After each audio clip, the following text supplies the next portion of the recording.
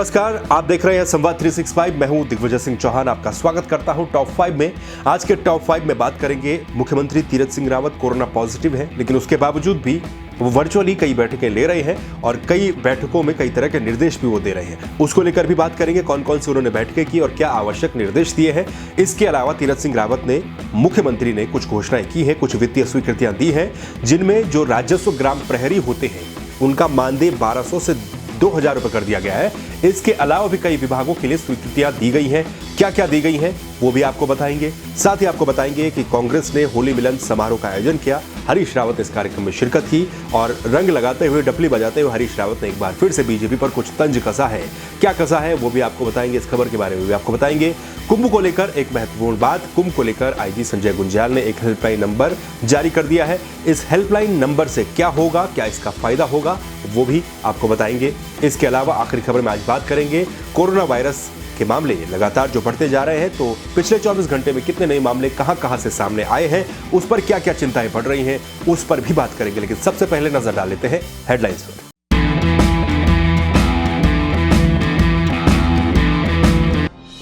मुख्यमंत्री ने ग्राम प्रहरियों का मानदेय बढ़ाकर किया 2000। डीडी हाट को हेलीपैड समेत प्रदेश के लिए बड़ी सौगातें। कोरोना संक्रमित होने के बाद भी वर्चुअली बैठकें ले रहे हैं सीएम तीरथ, बोले मेरे संक्रमण का कामकाज पर नहीं पड़ेगा असर। हरिद्वार कुंभ के लिए आईजी संजय गुंज्याल ने जारी किया हेल्पलाइन नंबर 1902, श्रद्धालुओं को मिल सकेगी जरूरी जानकारी। कांग्रेस ने आयोजित किया होली मिलन कार्यक्रम, पूर्व सीएम हरीश रावत ने की शिरकत। बीजेपी पर कसा तंज, सरकारी हेलीकॉप्टर का उपयोग और गार्ड ऑफ ऑनर मामले में ली चुटकी। पिछले 24 घंटों में उत्तराखंड में कोरोना के 94 नए मामले, 2 लोगों की मौत, देहरादून से 47 और हरिद्वार से 20 नए केस आए सामने।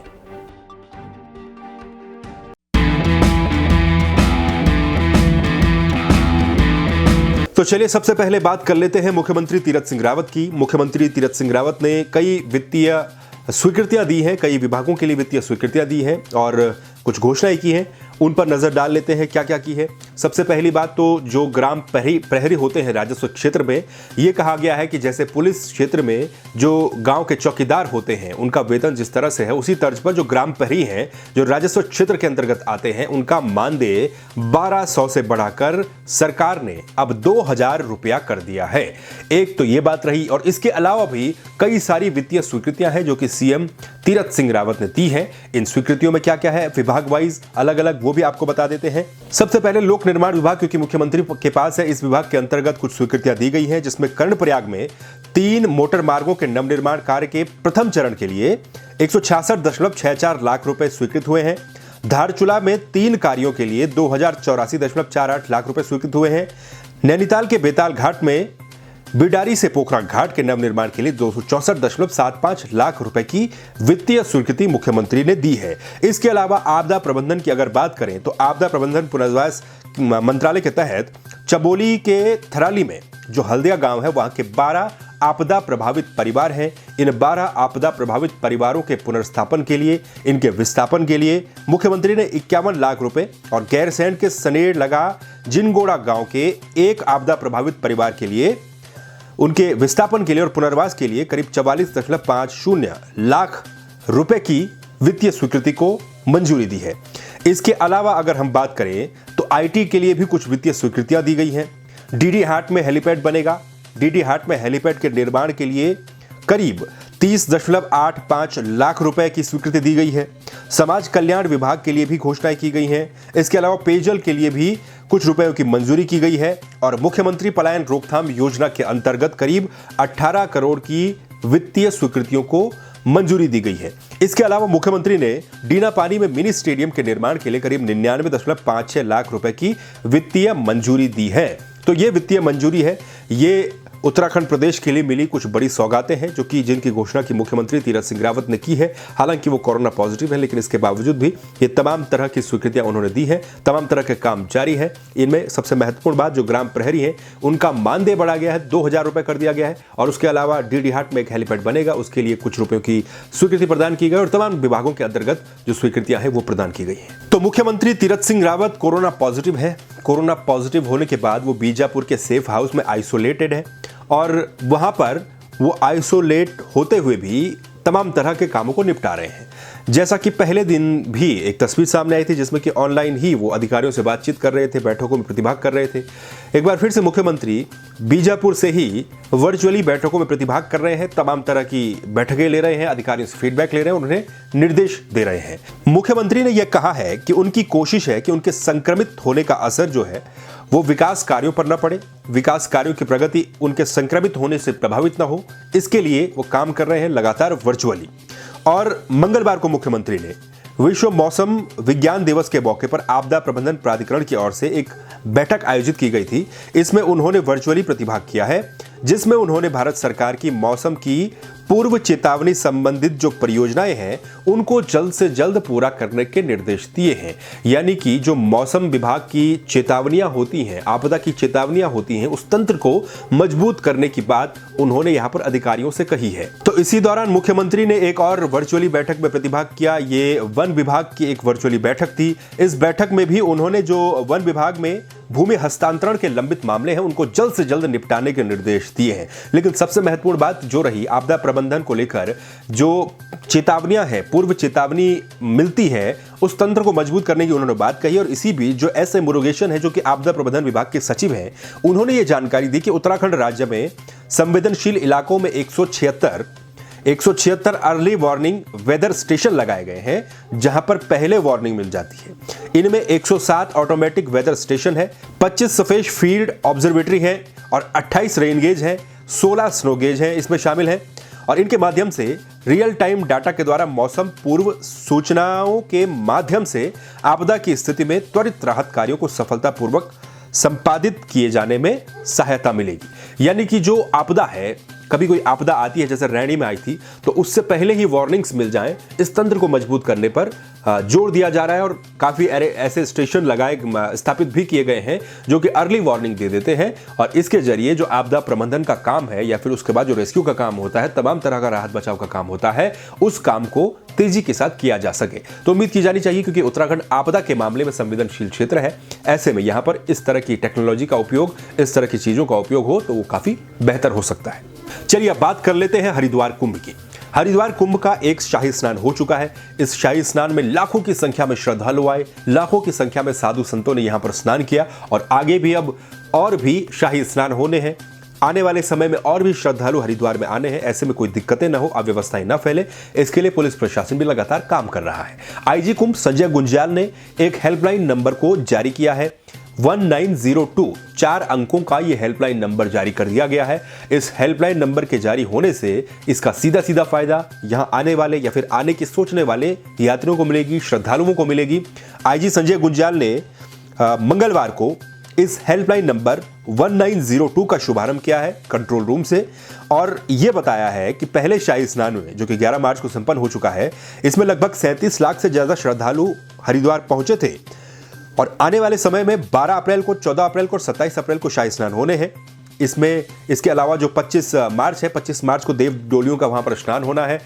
काफी संख्या में वहां पर लोग आएंगे, तो अव्यवस्था ही ना हो, इसके लिए हेल्पलाइन नंबर जारी किया गया है। और आईजी कुंभ संजय गुंज्याल का यह भी कहना है कि इस नंबर पर फिलहाल वर्तमान समय में 10 लाइनें चल रही हैं और ये 10 लाइनें 24 घंटे 7 दिन चल रही हैं। इस पे देश के किसी भी कोने से फोन करके, संपर्क करके तमाम तरह की जानकारियां जुटाई जा सकती हैं। अगर आप आने की सोच रहे हैं तो इस नंबर के माध्यम से आप क्या क्या जानकारियां ले सकते हैं वो भी आप समझ लीजिए। तो इस हेल्पलाइन नंबर के जरिए आप कोविड संबंधी जानकारियां ले सकते हैं, खोया पाया की जानकारियां ले सकते हैं, शाही स्नान कब है, क्यों है, किस तरीके से इसकी जानकारियां ले सकते हैं, होटल की जानकारियां, कुंभ मेले से संबंधित कई जानकारियां हैं जो कि इस हेल्पलाइन नंबर से ली जा सकती हैं। तो यानी कि यह कहा जा सकता है कि हरिद्वार में होने वाला कुंभ सुगम हो, व्यवस्थित हो और वहां पर दिक्कतें ज्यादा किसी को ना हो, इसके लिए काम लगातार किया जा रहा है। और इसी कड़ी में यह हेल्पलाइन नंबर भी जारी किया गया है। होली का त्योहार आने वाला है और होली के त्योहार से पहले तमाम तरह के कार्यक्रम आयोजित होते हैं, होली मिलन कार्यक्रम। और ठीक एक इसी तरह का होली मिलन कार्यक्रम कांग्रेस की तरफ से आयोजित किया गया। उत्तराखंड के पूर्व मुख्यमंत्री हरीश रावत इस कार्यक्रम में पहुंचे।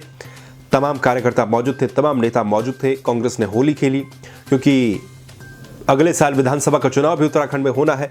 ऐसे में ये होली और इस तरह के कार्यक्रम कांग्रेस के लिए काफी महत्वपूर्ण भी बन जाते हैं, क्योंकि इसी तरह के कार्यक्रम अगर होंगे और इनमें नेताओं की एकजुटता दिखेगी तब जाकर के कोई संदेश आगे जाएगा।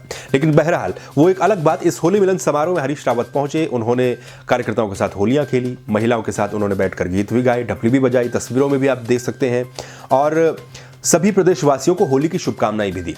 इस कार्यक्रम में हरीश रावत ने बीजेपी की सरकार पर और बीजेपी पर भी इस कार्यक्रम के दौरान तंज कसा। हाल ही में जो प्रकरण हुआ है सरकारी हेलीकॉप्टर के दुरुपयोग का, जो आरोप कांग्रेस लगातार सरकार के ऊपर लगा रही है, मदन कौशिक जब बागेश्वर पहुंचे तो सरकारी हेलीकॉप्टर का इस्तेमाल किया गया। इसके अलावा बीजेपी की सह प्रभारी भी है रेखा वर्मा, उनके ऊपर भी आरोप लगा कि वो उत्तर प्रदेश में उत्तराखंड सरकार के सरकारी हेलीकॉप्टर से घूम रही हैं।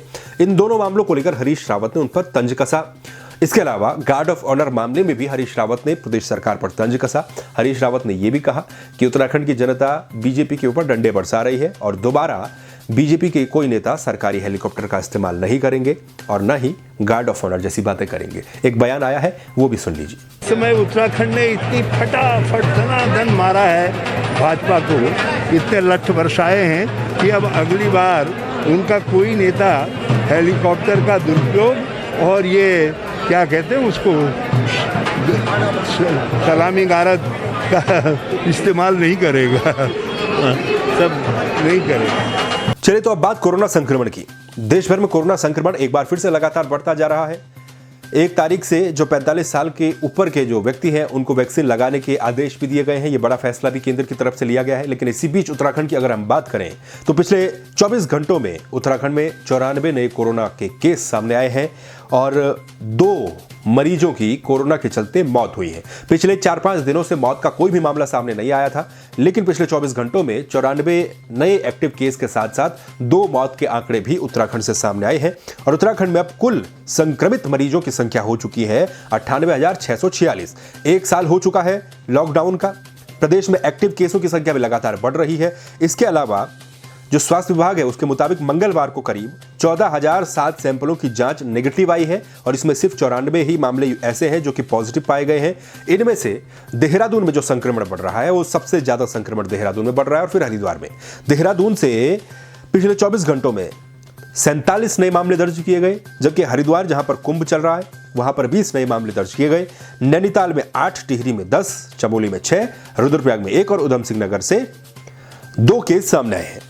मंगलवार को जो ठीक मरीज हुए हैं उनकी संख्या 52 है। 52 मरीज ठीक हुए हैं, उन्हें डिस्चार्ज किया गया है। अब इन 52 को मिलाकर के कुल 94,585 मरीज कोरोना के अभी तक ठीक हो चुके हैं और 930 एक्टिव केस उत्तराखंड में इस वक्त हैं। जो 930 एक्टिव केस उत्तराखंड में इस वक्त है उनका इलाज अस्पतालों में चल रहा है। ऐसे में वही यादें क्या एक बार फिर से आपकी दोबारा ताज़ा नहीं हो रही हैं जो कि 1 साल पहले थी जब लॉकडाउन लगा था और हर दिन आप ये अपडेट लेना चाहते थे, ये देखना चाहते थे कि कितने केस कोरोना वायरस के आज बढ़े हैं।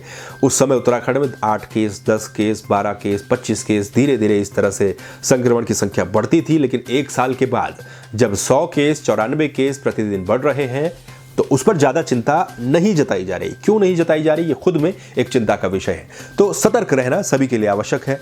मास्क का उपयोग करना, सैनिटाइजर का उपयोग करना, ताकि किसी तरह की कोई दिक्कत ना हो और जो केस है वो अधिक मात्रा में ना बढ़े। अगर अधिक मात्रा में केस बढ़ते हैं तो हो सकता है कोई सख्ताई भी देखने को मिले। तो ये थी अभी तक की टॉप 5 खबरें। ये टॉप 5 खबरें आपको कैसी लगी कमेंट करिए।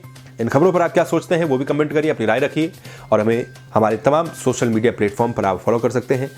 फेसबुक पर, ट्विटर पर, इंस्टाग्राम पर और यूट्यूब पर, और वेबसाइट पर लॉगिन कर सकते हैं संवाद365.com पर। फिर मिलेंगे एक नई वीडियो के साथ, नई खबर के साथ। तब तक के लिए नमस्कार।